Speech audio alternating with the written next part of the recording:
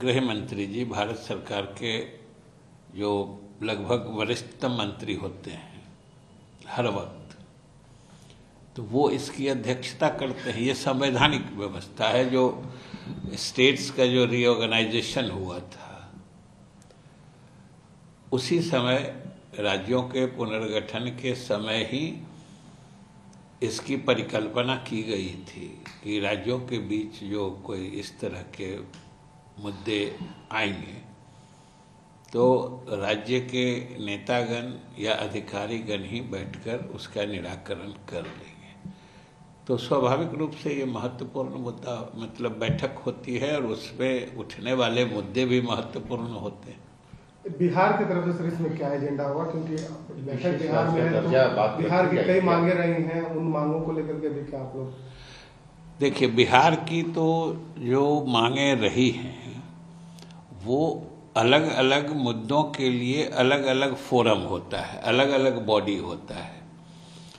तो इसमें विशेष राज्य का दर्जा मांगना ये तो हमारा एक तरह से समझिए कि मुद्दा है ही, लेकिन इस जो परिषद की बैठक है इसमें जो मुद्दे पहले से चले आ रहे होते हैं या दो राज्यों के बीच में होते हैं या केंद्र से जो बात उठानी होती है, लोग उसको उठाते हैं।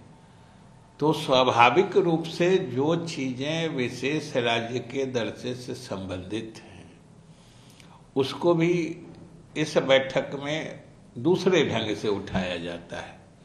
जैसे अलग अलग योजनाओं में जो केंद्र और राज्य की हिस्सेदारी है 90-10 उसको 90-10 मांगना, या फिर जो भी अभी 60-40 या 50-50 भी जो है ये राशि भी समय पे नहीं मिलना, जिसके कारण राज्यों को अपने संसाधन से केंद्रांश की भी प्रतिपूर्ति करके उन योजनाओं को चालू रखना होता है। तो स्वाभाविक रूप से राज्य वित्तीय दबाव में आ जाता है।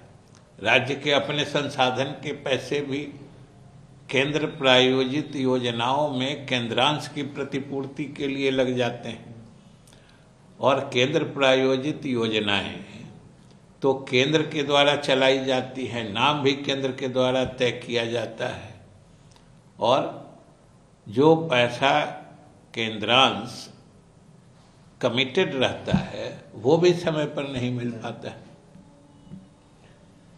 क्या लगता है कि क्षेत्रीय परिषद की जो बैठक हो रही है इसमें बिहार को विशेष रूप से आप कौन कौन सी बात उनको देंगे, क्या क्या प्रेजेंटेशन बिहार देंगे? की तरफ और चूंकि यहाँ एक बाढ़ और सुखाड़ दो मुख्य मुद्दे हैं, और बाढ़ की स्थिति नेपाल से पैदा होती है, और नेपाल में कोई बांध बनाने की बात बार बार आप लोग उठाते थे, इस बार क्या उसी में हाई डैम की बात हो रही है? हाई डैम की बात होती है। वो हाई डैम की बात तो बिहार सरकार की मांग शुरू से रही है, और चूंकि जो उच्च स्तरीय बांध बनने हैं या जलाशय उच्च स्तरीय बनना है, हाई लेवल डैम जो कहते हैं, तो उसका स्थल नेपाल में ही चिन्हित है, और चूंकि नेपाल से ही इन नदियों का उद्गम होता है जो बाढ़ लेकर के आती हैं, इसलिए जो भी ऊपर का क्षेत्र होता है जलाशय वही बनता है। तो बनना है ऊपर के क्षेत्र में यानी नेपाल में, और नेपाल तैयार नहीं होता है जिसके कारण परेशानी होती है। और चूंकि मामला नेपाल से जुड़ता है इसलिए मामला अंतर्राष्ट्रीय हो जाता है, और अंतर्राष्ट्रीय मामलों में जब तक केंद्र सरकार नहीं मदद करे कोई राज्य सरकार सीधे उसको डील नहीं कर सकती है। तो इस तरह की अनेक बाधाएं आती हैं, लेकिन उसके संबंध में जल संसाधन विभाग के भी अलग अलग फोरम हैं जहां इन चीज़ों को देखा जाता है।